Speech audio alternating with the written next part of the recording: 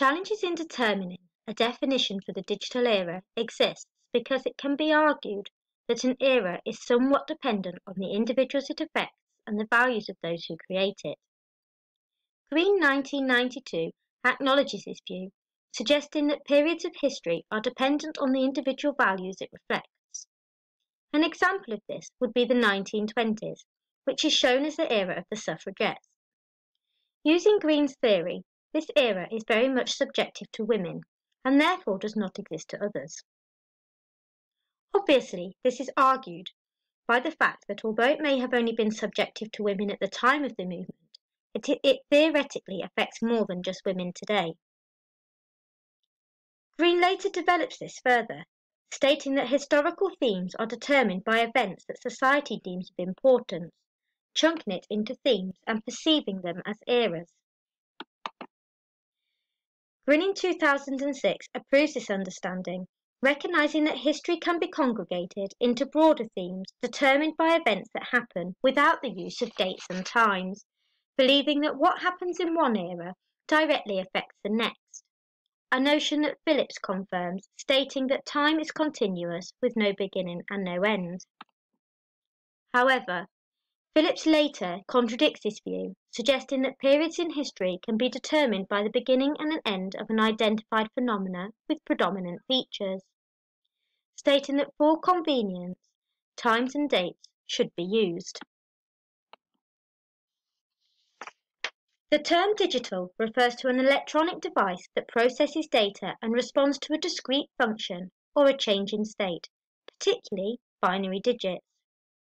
With this in mind, we can consider whether a digital era really exists.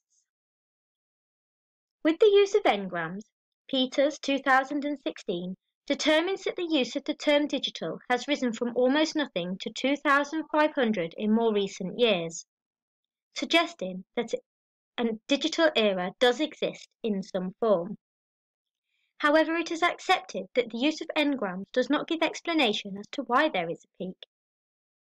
Although it is accepted through society that the majority of families in most parts of the world own some form of electronic device.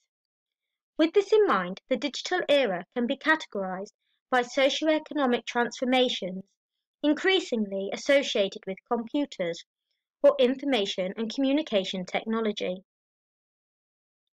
Evidently, the term exists, but is it rhetorical or analytical? Firstly, the term analytical implies that it is a logical and actual fact.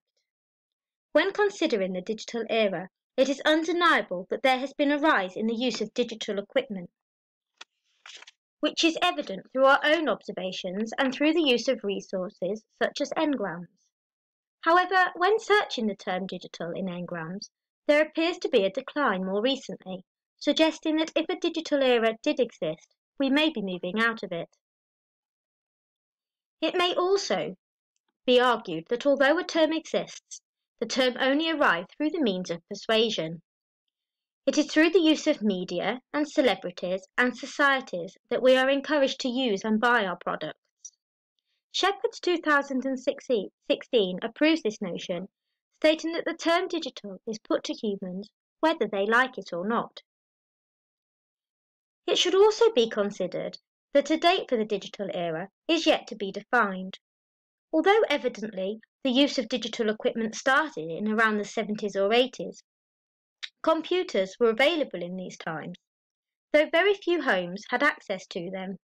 Again, this assumes that the term digital era is rhetorical.